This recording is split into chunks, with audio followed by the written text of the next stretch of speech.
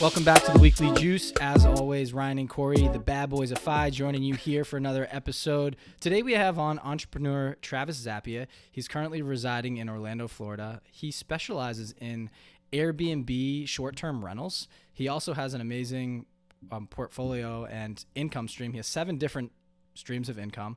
And in his W-2 job is making well over 6 figures, and he's using that cash to invest into a bunch of different vehicles that we dive into in the episode.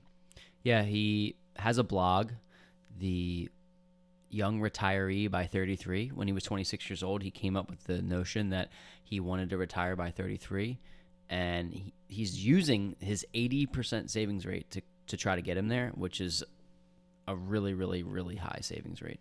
But he's focused and he's driven, and I think that using the 80% savings rate, along with a high 6-figure income and his ability to use the investment vehicles, real estate, Airbnb. He's just got a pretty cool story. I think people are going to be able to take a lot away from this episode, and we should jump right in. All right, Travis. Well, thank you for joining the show. Welcome to the Weekly Juice. We're excited to have you. Thank you guys for having me. Absolutely. So if you could just give us like a brief snapshot so listeners can get to know you a bit, where you're from, what you do, and how you got into financial independence / real estate. Yeah, absolutely. So I am 28 years old, live in Orlando, Florida.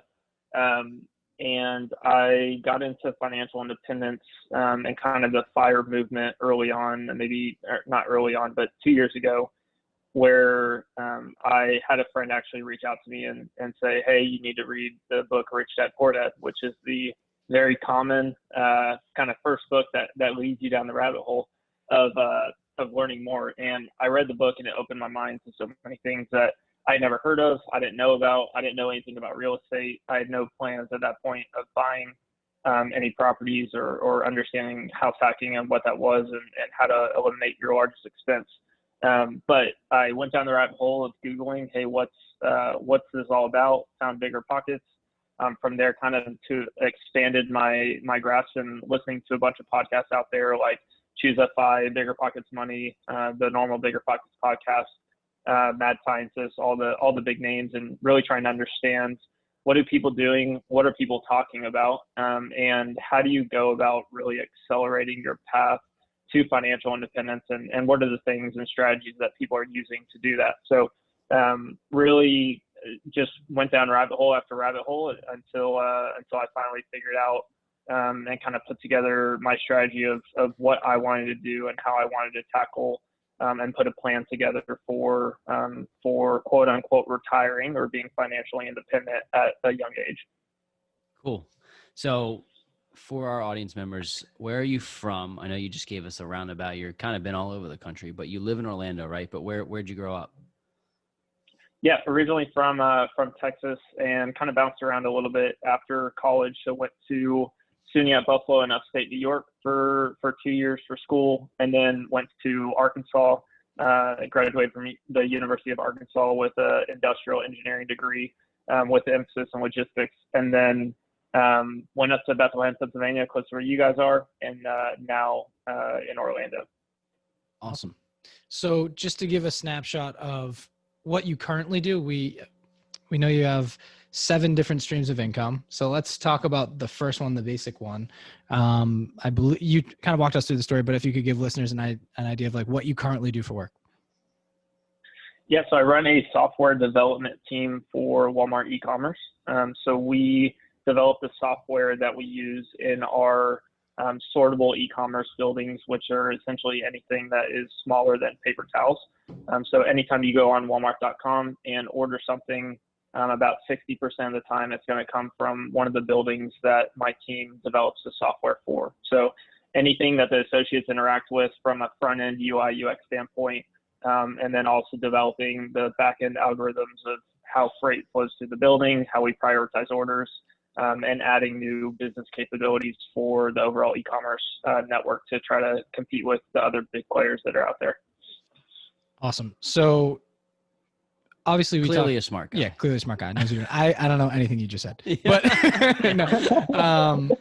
Yeah. I know. I do know. There's one No, thing that I do literally know. don't know anything. Some people will resonate with that. Not me. No, I'm just kidding. But so we know your alias on Instagram and social media is the Young Retiree by 33.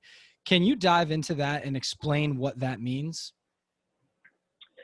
Yeah, so originally when I was coming up with the name and thinking about how I wanted to document my journey, I was kind of looking at, hey, I'm 26 years at the time. I was 26 years old, and I was like, hey, what seems like a realistic time frame for reaching financial independence, retire early? I don't think I ever want to retire, but at that time, the fire movement was catching steam and catching traction in the mainstream. It really just came about because I thought it was a super catchy name and it was a realistic goal for me as far as like where I was in my career, how much I was earning in my normal day job, and then also what I was working to layer on top of the normal W-2 income that most people rely on. So all the different investments that I was working on, I felt would propel me to hopefully be able to retire by the time I'm 33. So along with it just being a kind of a catchy name, I decided that was going to be what I was going to shoot for and try to set out as a target. Awesome. So Travis, you clearly have a good job. It sounds like you like what you do because you talk eloquently about it. So it seems that it's something that sparks your interest in something that you like. Why did you gravitate so much towards the financial independence movement? What's your why behind it? Like, you could, in theory, do your job, maybe get some promotions and retire when you're 50, 60, 65 years old, but you chose a different path. I'm curious, you chose a number 33, but why? What's the whole reason behind it? Is it time with your family? Just dive into that a little bit.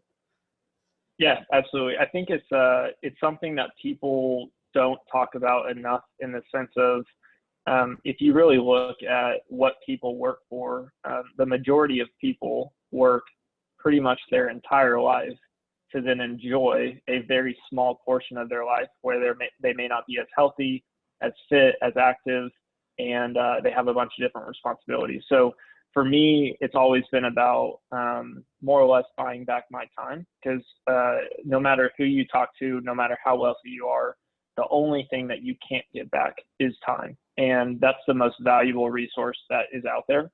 And people don't fully understand that what they're signing up for, if they're in the rat race and they are going through life with the thought process behind, hey, I'm going to retire at 65, 55, whatever age sounds reasonable. And I'm going to live off of my retirement and savings and then enjoy the later parts of my life.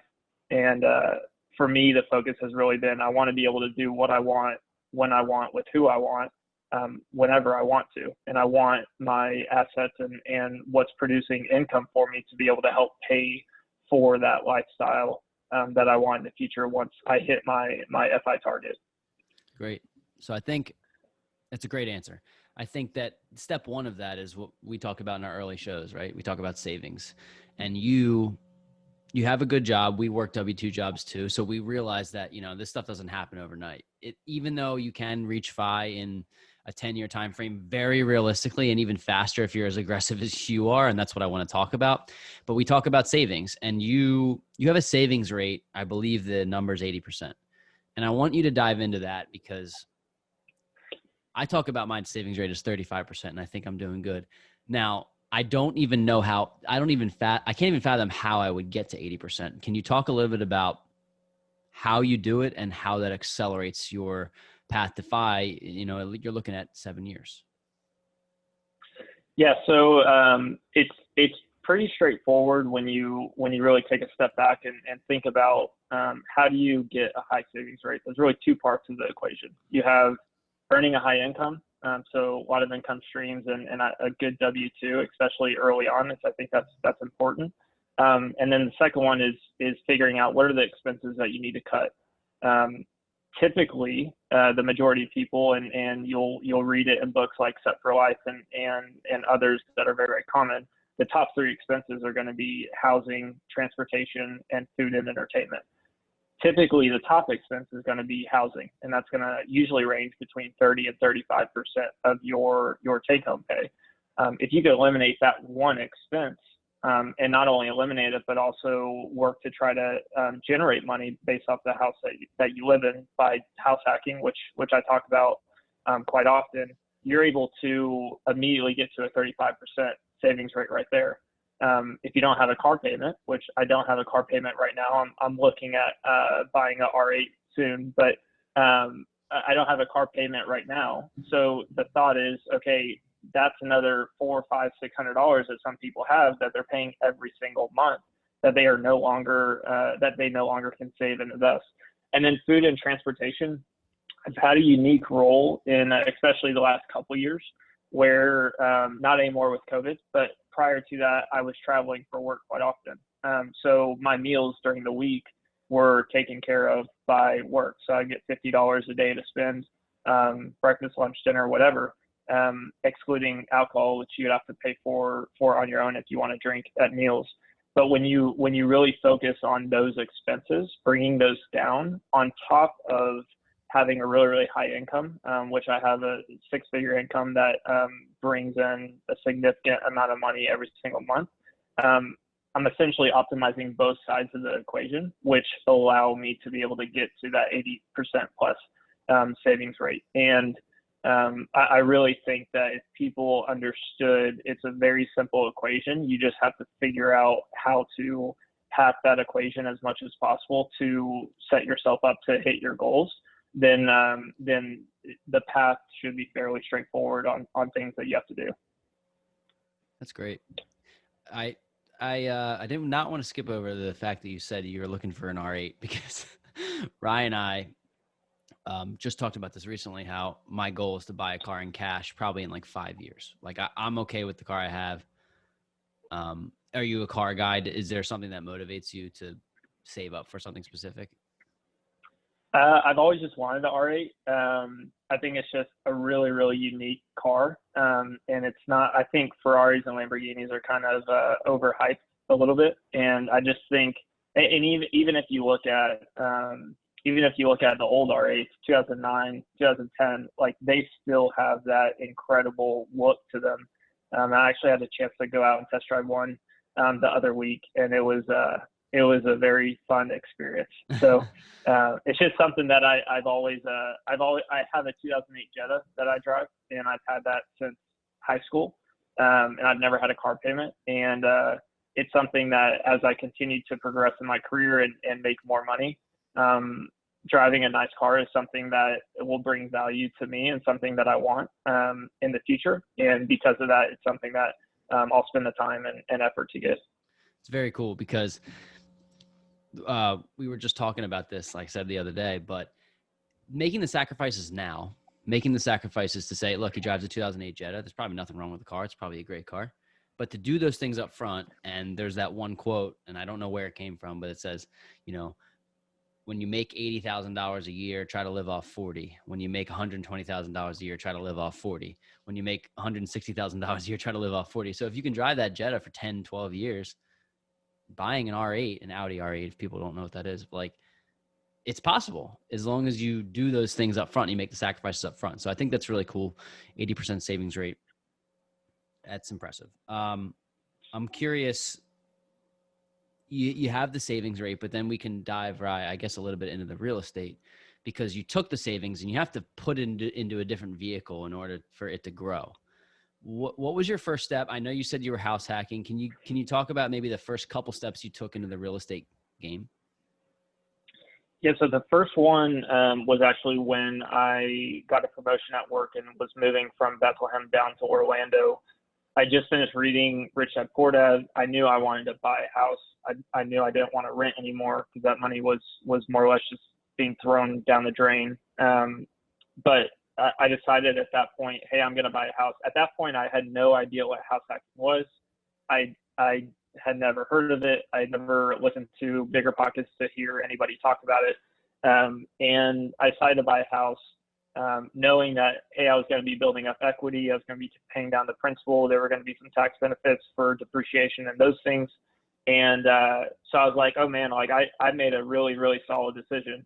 I bought a 3-bedroom, 2-bathroom house, and it was more expensive, and I probably bought more than I should have. And I actually got kind of lucky. A friend of mine who lives in New York, he reached out to me and they said, hey man, I'm going to come down to Orlando. There's like a small pro tour in the area. I'm going to play for a couple months. Do you mind if I live in one of the bedrooms? And I was like, I mean, sure. Like I'm not using them. So like, they're literally just sitting there empty. Like I have no plans on using them. And we ended up talking a little bit, and he's like, hey, what do you think's a fair rate? And I just told him, hey, whatever you want to pay is cool. 2 weeks later, he met another guy on the tour. He wanted to do the same thing. He ended up taking the other room. And at that point I was like, holy crap, like I've cut in half my mortgage, and started to really realize the power of real estate, and what it can do, especially if you house hack in an intelligent way, whether that's a single family home, rent by the room, small multifamily homes where you live in one unit and rent out to other units, or have a single family home that has like a mother-in-law suite or something in the back. So I started to realize that, hey, this is something that's extremely powerful. And then at that point, I did the house hacking in that home for 2 years, and then started to realize, hey, I need to make my next move in real estate, because I knew I wanted to continue to go down the real estate rabbit hole. And that's when I found and thought about, hey, the Orlando market is incredible for Airbnbs. And at that point, I was like, let me really try to figure out, how do I analyze a deal? How do I look for the right market within Orlando to do Airbnbs? And then I bought an Airbnb, and that's kind of trickled down to continue buying more properties, while I'm also spending a portion of my take-home pay every week that I put into the market. So, wow, that's awesome. You fell into house hacking, like literally, like you couldn't have. Yeah, that's crazy, because I mean, that probably like getting struck by lightning for you. You're like, what? Like, I knew what it was only because I listened to Bigger Pockets, and I'm currently house hacking. I love it, but like to have it happen accidentally, you're like, wow, this is really working. I literally stumbled into it, and not only that, but like lightning strike twice. When 2 weeks later, after the first guy moved in, another guy wanted to rent out the other bedroom, and I literally didn't have to do anything to get it going. And then at that point, I was like, what could this actually turn into? And that's when I figured out, hey, I could be renting these rooms for double what I was charging them, and then eliminate my largest expense entirely. And that's when I just continued to go down the rabbit hole of like, I got to continue to accelerate and do more with this. That's awesome. I think it's pretty incredible that you stumbled upon it, but then you stuck with it and you realize like, hey, listen, like real estate is the vehicle that I want to use, or one of my vehicles. Before we dive too far in, I want to jump into Airbnb, but can you tell everyone what your 7 streams of income actually are? I don't want to get too far into the episode without touching on at least an overview of what you have your hands in. Yeah, absolutely. So I look at anything that's generating income for me as revenue. So originally the house hack that I moved out of was one of the big revenue streams. It's called the OG from my real estate. That's what the name of the property that I talked about. I bought another house hack that's actually a small triplex. That's also another revenue income stream where I rent out one of the units long term up front. I Airbnb downstairs. So I started my own property management for short-term rentals. So I actually manage a friend's family's property out in Panama City Beach. So I have that going for me. Have the normal stocks, dividends, those types of things. I also have another big investment that will start paying out here soon. My cousin owns and operates high-end bars, and he's opening a new bar in Vegas in March of next year. And that's going to start paying quarterly dividends, which I'm really, really excited for. So really just continuing to dump my money between the real estate and the different properties that I have, the management and what I'm doing there. I also wrote a guide for my how I manage and operate my short-term rental business that has had a little sales as well. So just continuing to work on developing additional income streams that that I can really leverage for continuing to drive and increase my savings rate. Amazing. A lot. I mean, we talk, you're 28, and I think we can all agree. We all have friends that are doing certain things and buying cars, going out, spending money on going out to clubs, parties. And it's just wild to me that you are thinking so far ahead in future, long-term view, which is awesome. So bringing it back to the Airbnb market, you seem like you kind of have your head on straight there and kind of taking that world by storm by running your own essentially mini property management company. Can you dive into potentially your first deal or a deal that you love in your Airbnb portfolio, and just walk us through from inception to the end, like how you found it, how you manage it, and just, I think people would love to see that picture painted so that they're like, hey, maybe I'm in a market that I could jump into something like this.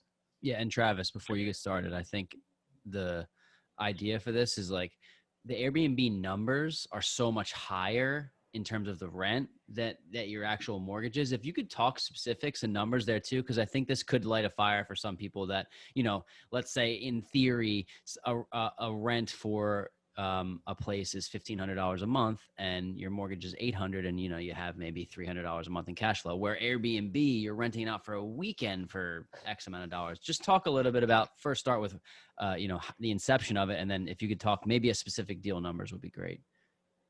Yeah, absolutely. So I'll touch on the first property that I bought that would be full-time Airbnb. So I had the first house hack that I was still in, and I hadn't made any other moves for a while. And I decided on the week of my 27th birthday that, like, hey, I'm literally gonna spend all week, take the week off from work, and I'm going to figure out what my next move is going to be. I knew it was going to be an Airbnb property, but I'm going to research and figure out where's the right location. How am I going to do it? Every day I was waking up at 3 a.m., had a real estate agent that I was working with and coordinating with. I was analyzing all the different markets. There's a couple different softwares that you can use that are out there that really help you target the specific areas that are hot for occupancy rates, nightly rates. You can see cash on cash return rates. Like there's softwares that you can leverage, and if you understand how to leverage them and pivot between looking at a property as a short-term rental as well as looking at a property as a long-term rental, because you always want to have a backup strategy just in case something happens, aka COVID. So yep. It's so essentially this house, the property in the area that I bought in, it's a really unique market because there's a lot of communities in this area that are really dedicated to short-term rentals specifically. So they're a combination of townhomes and single-family homes, and there's hundreds of small communities that have between 50 and 300 properties within them, and it's like a resort-style feel. I found the properties. I put together my own Excel file that is essentially a sensitivity analysis, where when you look and you start to analyze short-term rental properties, there's two things that are extremely, extremely important when you're running the numbers. You got to understand what nightly rates are going to be, and you got to understand what your occupancy rate is going to be. So if you can understand what those two numbers are going to be, and you can really target, at that point, you can really understand and target what your cash flow is going to be. So I was analyzing a bunch of different properties, looking and understanding what are the taxes and what's the mortgage going to be based off of whatever the mortgage rates were at that time. And what I found, essentially in the sensitivity analysis, you can plug in nightly rates and you can plug in like a percentage increase. So like, let's say my base rate is nightly rate's $100. I could say, okay, what if I rent it out for $105? What if I rent it out for $110? And then on the other axis, you can put in different occupancy rates. So then you could see, okay, what if it's 60% rented? What if it's 65% rented? What if it's 70% rented? And then essentially the spreadsheet will show me, okay, what's going to be the cash flow each month based off of all the expenses that I had. So the first property I bought was $225. It was listed for $235. I actually ended up, after all things were said and done, I ended up getting it for $205. The HOA, the mortgage, I think is $1,050 a month roughly. the HOA is $350, but that covers all exterior maintenance of the property, and it also covers cable and internet, which was a nice add-on to not have to pay for those. And that one, the base price for a nightly rate is $115. Now it was trending to this year to move to $125 because usually the first year, or really the first 3 months, you want to focus on getting a lot of 5-star reviews. So really driving a lot of 5-star reviews, which are going to in turn drive more traffic and to your listing, and you're going to get more bookings and have a high occupancy rate. But that the other key thing too in Airbnb that's tough sometimes to understand is the nightly rates vary drastically depending on the time of year, especially in Orlando, and it's common in a lot of different markets. But the slowest times of the year for Orlando are September, October, because it's right after the summer break. All the kids are back to school. September, October are really the slow months. So your occupancy rate goes down and your nightly rates drop with it. But then picking up in November with Thanksgiving and people starting to travel, going into December, January, February, really November through late July, mid-August is high season. There's certain months that are a little bit hotter than others. But when you start to plug in the numbers, in my best month at the property, after all expenses paid, taxes paid, everything, was cash flowing a little over $1,000 a month. Low months were around $450, $500. That's drastically changed since COVID has hit because everybody's had to drop their rates. One of the biggest factors for Orlando is it's a unique market that has been hit pretty hard for short-term rentals because a big part of our market is the parks. It's Disney, it's Universal. And it's not like we're necessarily really, really close to a beach.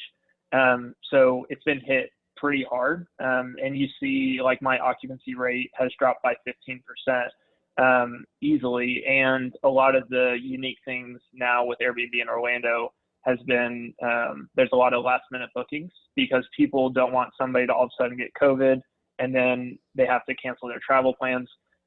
So like Orlando's been a unique market where it's been hit pretty hard, but then you have other markets like the Smoky Mountains, like Pigeon Forge, like those areas where they're like, it couldn't be hotter to do short-term rentals because it's these remote locations that people like you drive out to, you're like literally out in the mountains and can just hang out and chill out there. And it's not these congested cities and markets that a lot of people are still nervous about traveling to. So it's been a very unique experience to go through the short-term rental. Once COVID hit, I had over $20,000 of bookings that were canceled overnight by guests, and it was just like, what the hell is going on? But it's one of those things where, and I'm in a lawsuit with one of my HOAs because of it. But it's one of those things where it's just a unique experience to go through, and it really makes you think about making sure that you have multiple ways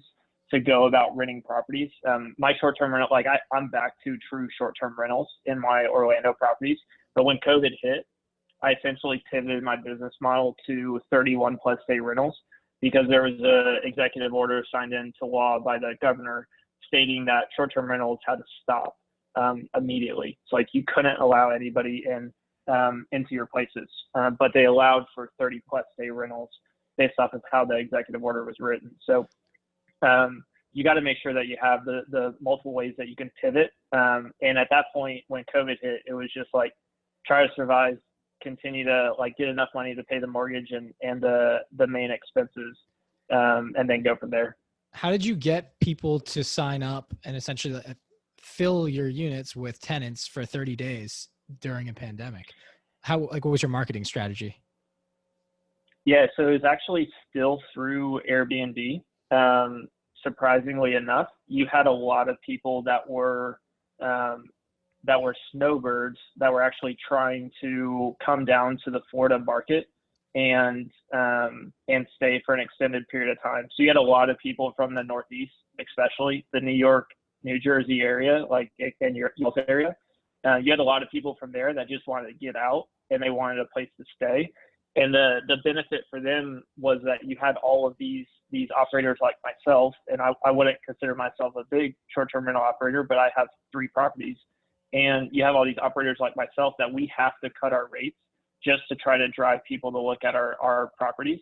So you all of a sudden have these people from the Northeast or other areas that want to come down to Florida because they want the sunshine, they want a pool, they just want to get out of the Northeast.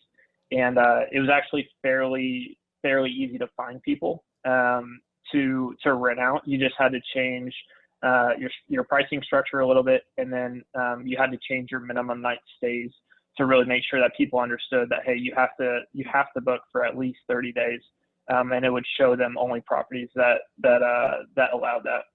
Cool.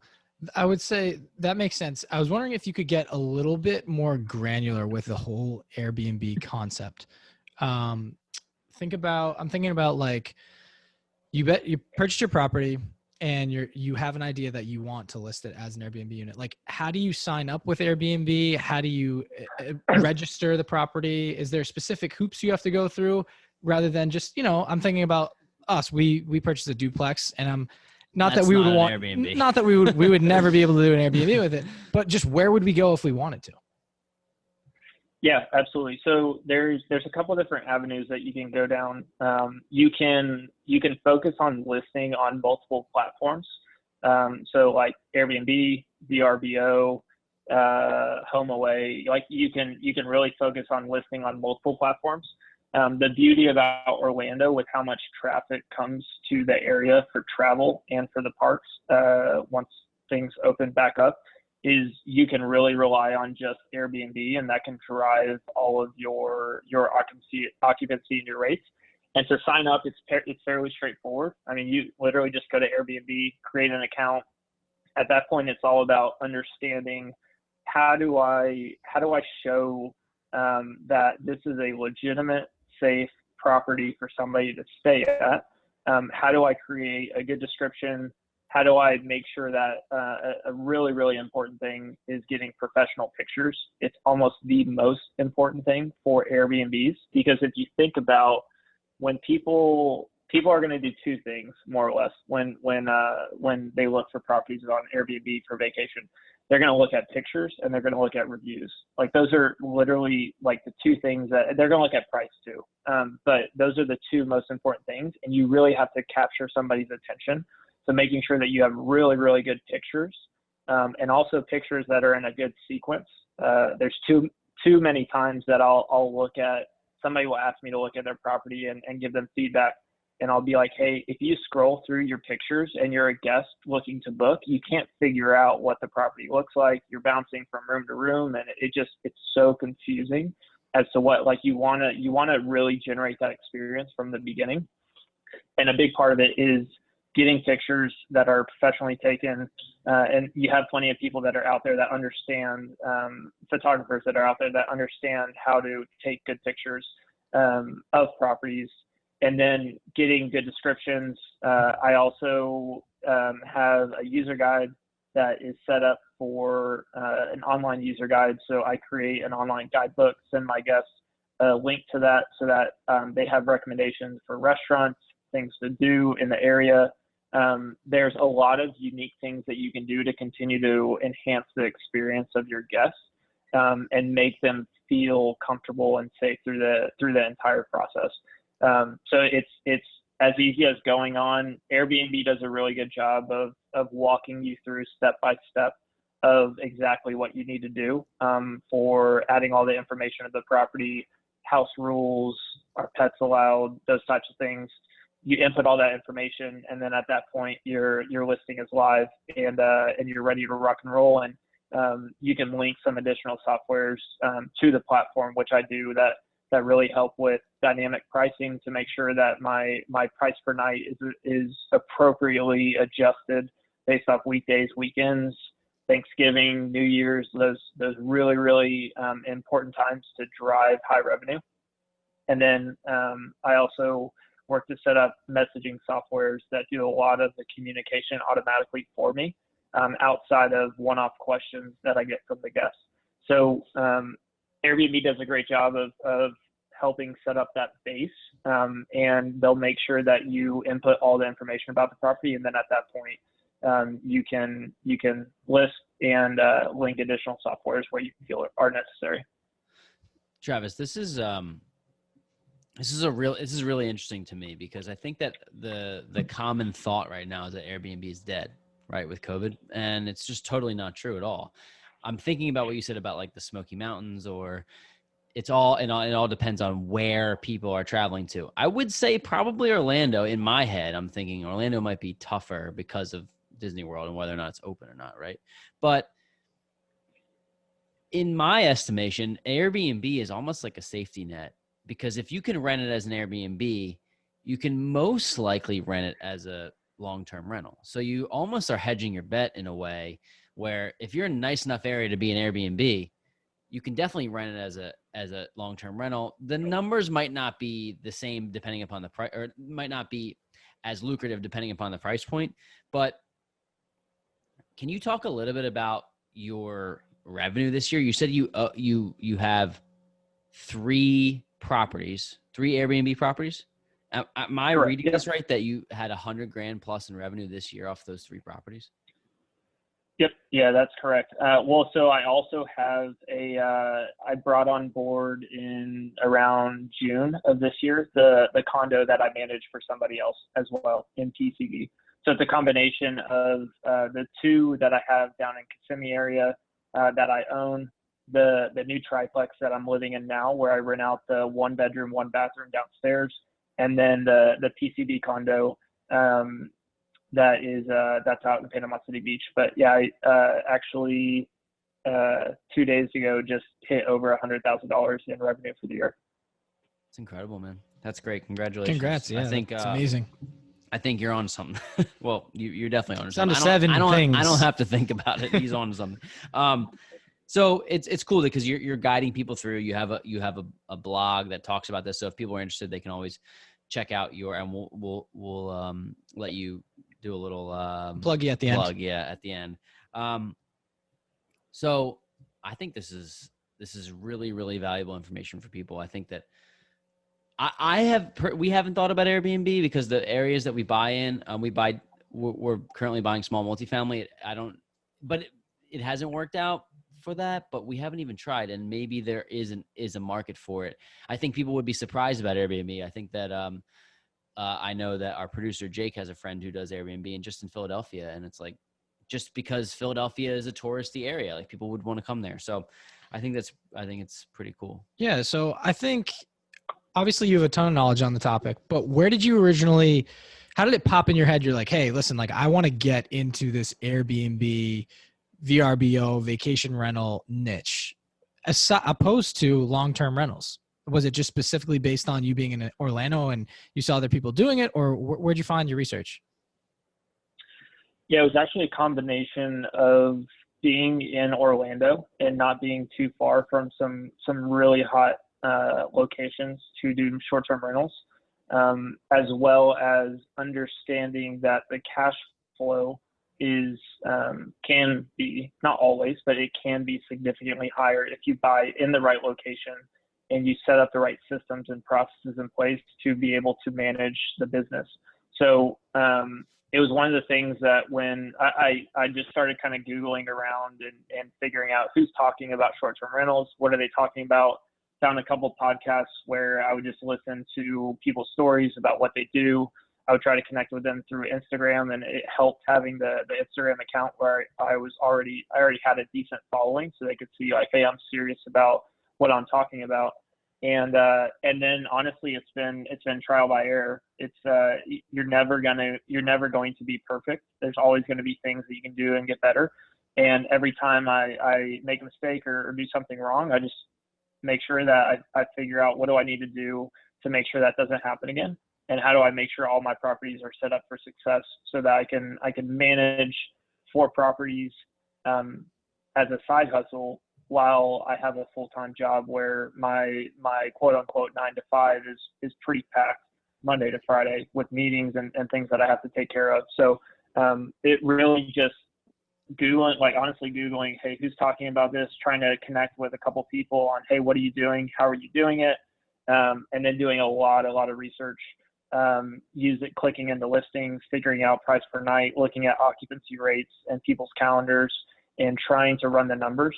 And then at some point, you have to pull the trigger to really figure it out and learn it. It's one of those things where you're going to learn 10 times more by doing than you are by talking to people that are doing it. You have to pull the trigger to really be able to learn and understand the business, and how to set up the business for success. I'd say the two underlying themes that I've heard throughout this episode from you personally, and it's not purely just because you're young, but it's self-education and taking action, because you're a young guy and I think you have a lot of room for risk.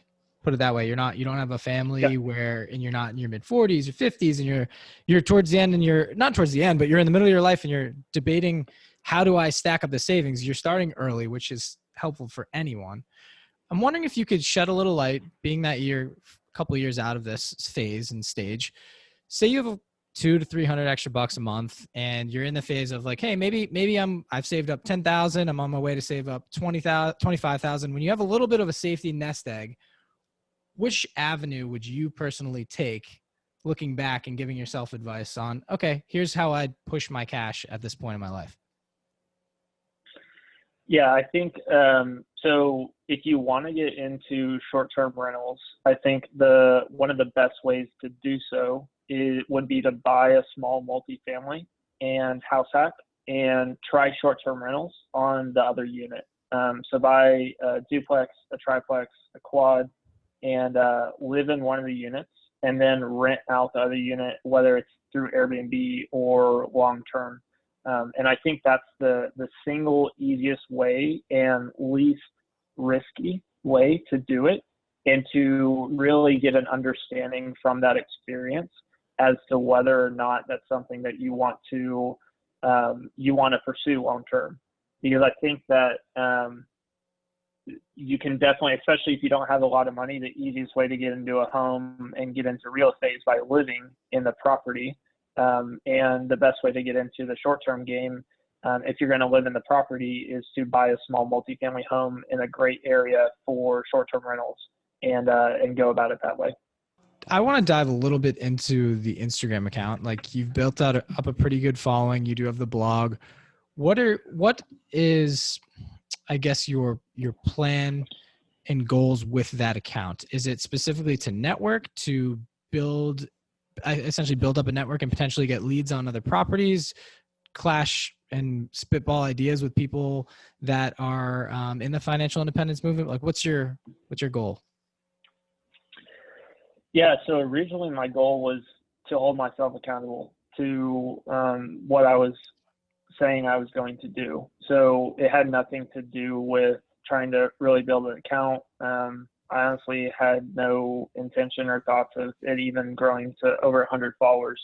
So I originally designed and built the account just to hold myself accountable, because it's one of those things where you commonly hear, if you just say things to yourself, it's not overly powerful, but the second that you say things to the world, all of a sudden you got to hold yourself accountable to the goals and things that you put out there.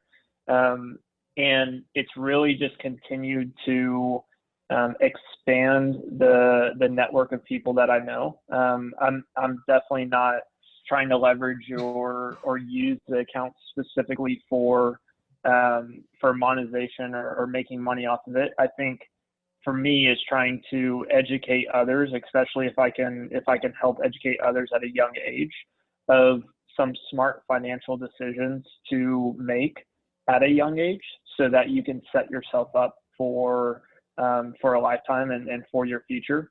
And if I'm able to help people understand what I'm doing, how I'm doing it, and whether or not that's something that they can implement in their life, I think that's really what I'm trying to focus on, is just adding that value if I can, and seeing if people gravitate to the overall message.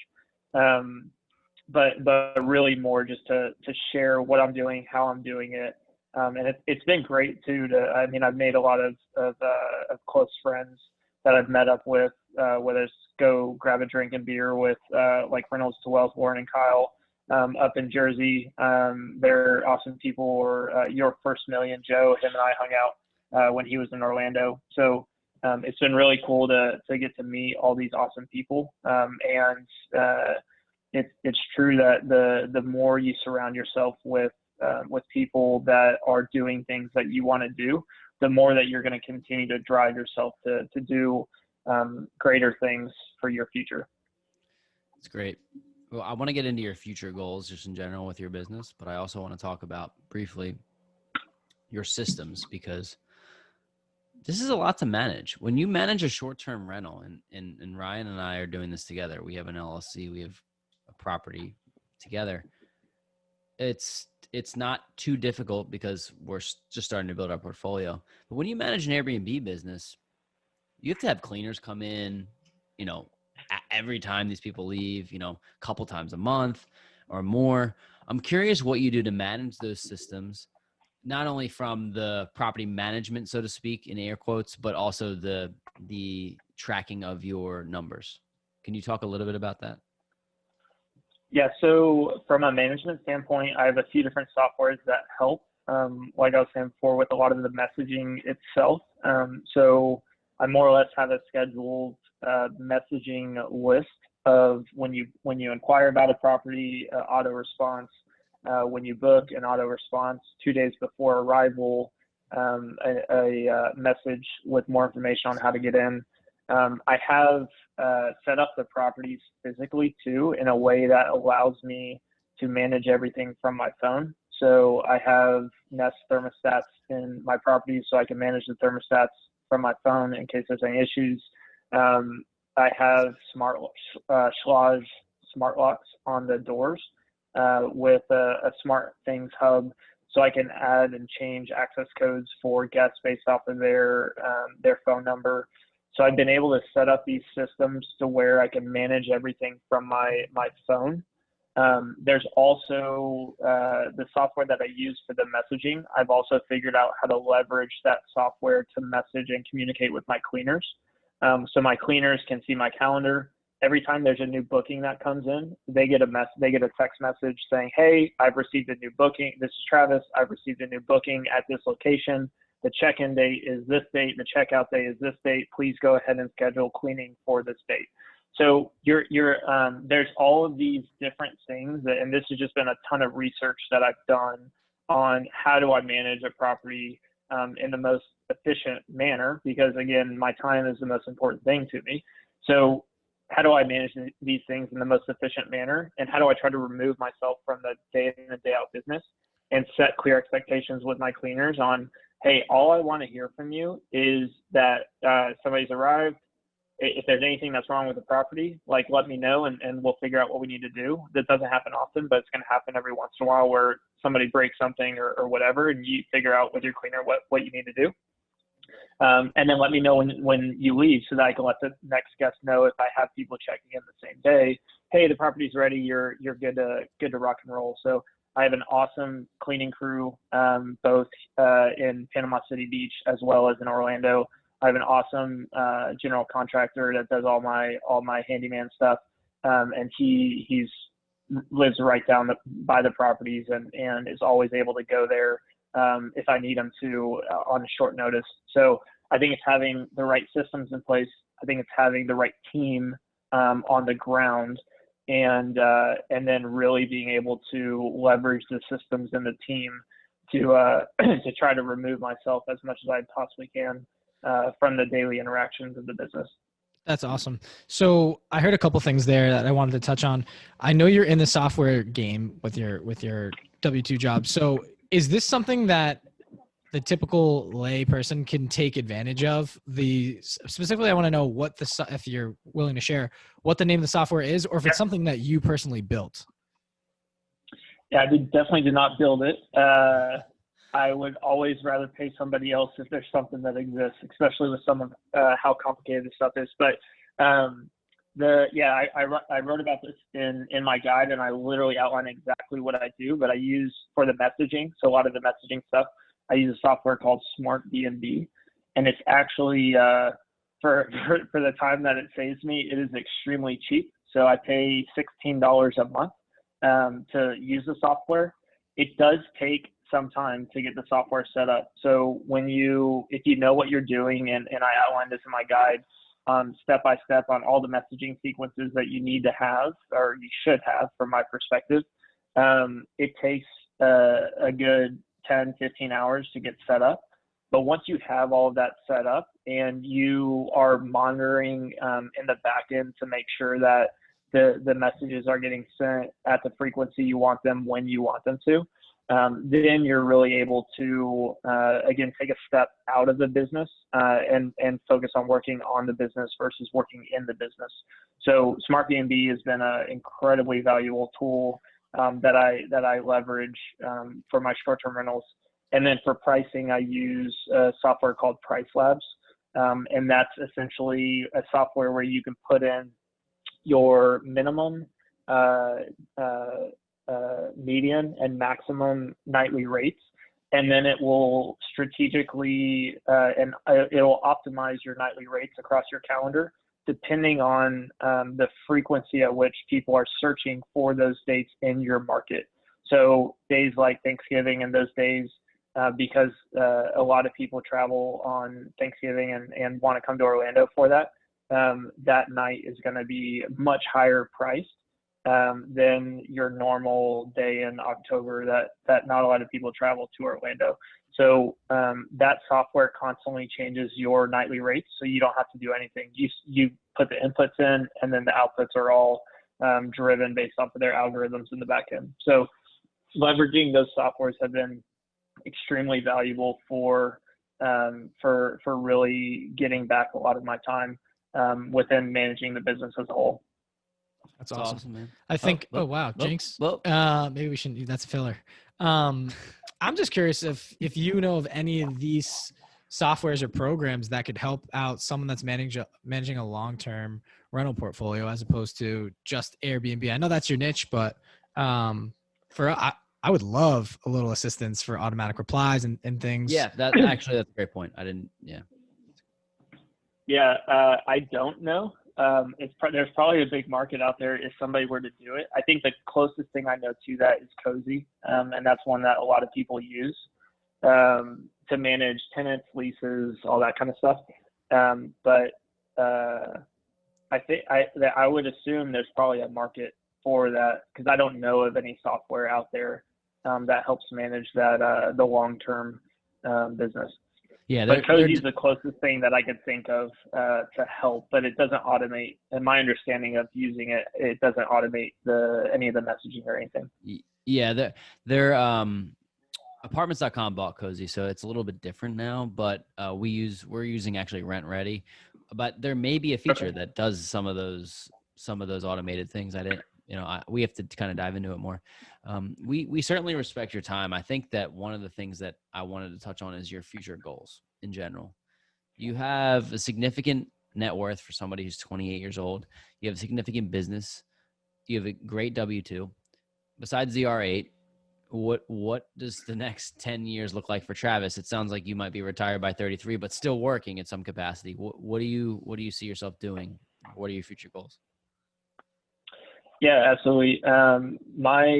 From an income standpoint, my goals are $40,000 a month in income from my investments, whether that's real estate or other things that I'll be investing in the market. So from a financial perspective, that's one of my major goals.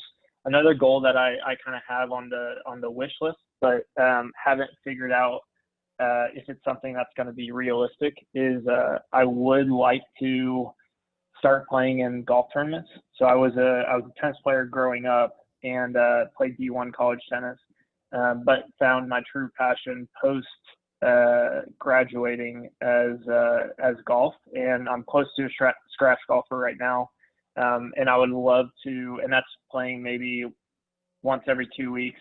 And I would love to try to dedicate like a year just to try to see if I can like play on some higher level tournaments.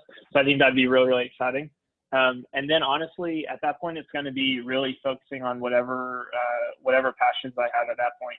The intent everything that I'm doing is to buy back my time so that I can spend my time, like I was saying earlier, where I want, with who I want, when I want. So really depending on where I'm at in my life then I'll make a decision on really focusing on passion projects that I'm excited to wake up to every single morning, to have something to really go after and continue the drive and passion that I have for the different things that I work on right now for my business.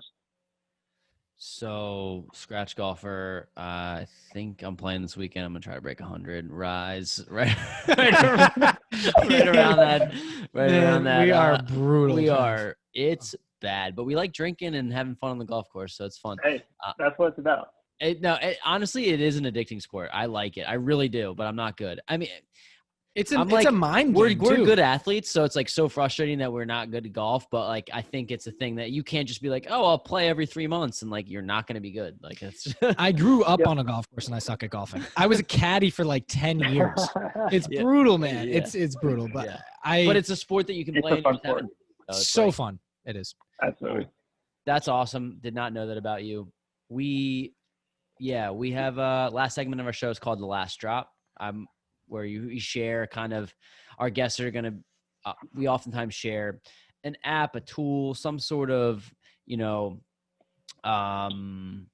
resource. Yeah, exactly. That, that some of our audience might use if they're just starting out. Maybe they want to get into Airbnb. Maybe they just want to get into figure out how to reach FI, their savings rate, real estate in general. If you have some sort of, besides your platform, which we'll let you plug, is there some sort of resource that helped you along the way? Yeah, I would say there are resources out there. So if I'm really targeting and honing in on Airbnb specifically, there are resources out there that are, from my perspective, extremely expensive to purchase, whether that's mentoring programs or courses or mastermind groups. And that's a big reason why I created my guide, was because I wanted to create something that is, hey, this is exactly how to analyze a property, run your business, and operate a short-term rental from the beginning, like you know what you're doing. There are groups that are out there that will cost thousands of dollars to join. There also are some free podcasts that are out there that talk about short-term rentals that do a really, really good job. Get Paid for Your Pad is a common one that I use and was one of the first ones that I listened to when I first started looking at doing the short-term rental gig. But from that, you can really start to network and learn from people. Hey, what are you? Ask them questions. What are you using? How are you using them? And you'll understand that in the short-term rental game, there's a ton of softwares out there of people that are trying to really be the biggest player in the market. There's probably 4 big players that have different softwares that are unique and special. And you can figure out which ones work for you. I found that SmartBnB and Price Labs are the 2 that I've leveraged that really, really work. And I've learned how to use them to help free up my time. But you really got to figure out if those work for you. If you have a direct booking site, it's a lot different. So there's a lot of different factors, but I would say going and listening to podcasts are always going to be a good starting point to really then understand, to go down the rabbit hole of okay, what do I want to look at or research in more depth. Beautiful. If people want to learn more about you, if they're inspired by your story, or they want to just get in touch with you, maybe learn about how to get into Airbnb hosting, what's the best way to get in touch with you? Yeah, the best way to reach me is on my Instagram. So it's at the Young Retiree by 33, and the 33 is the numbers 33. That's definitely the best way to reach out to me. DM me. I try to answer all the DMs that I get every single day. So feel free to reach out if you have any questions, want to learn more about Airbnbs, and if your market might be a good market to do Airbnb in. I am more than happy to share my insights. Excellent. And if you could just leave us with where people can find, what's the name of your blog, where they can find that, and how they can purchase your guide, essentially your guide to Airbnb hosting. Yeah, yeah, absolutely. So my blog is the Young Retiree by 33.com. I need to start posting more on it. I've been focusing on the Instagram page lately, but it does have my guide to managing Airbnbs. You can find that by going to my Instagram page and then clicking at the link in the bio, and then it's the first link on top where you can read it. It's 120 pages of literally exactly how I run my business with all the softwares, everything that you need to know about analyzing properties and setting the property up for success. Travis, we really appreciate it. Thank you so much for coming on. I think there's certainly a market for this. It's kind of changed our perspective a little bit, as a lot of guests have done, but Ryan and I are potentially going to be looking into the Airbnb space. And if there's anyone to learn from, it sounds like it might be you. So thank you very much. Thanks for having me. I appreciate it.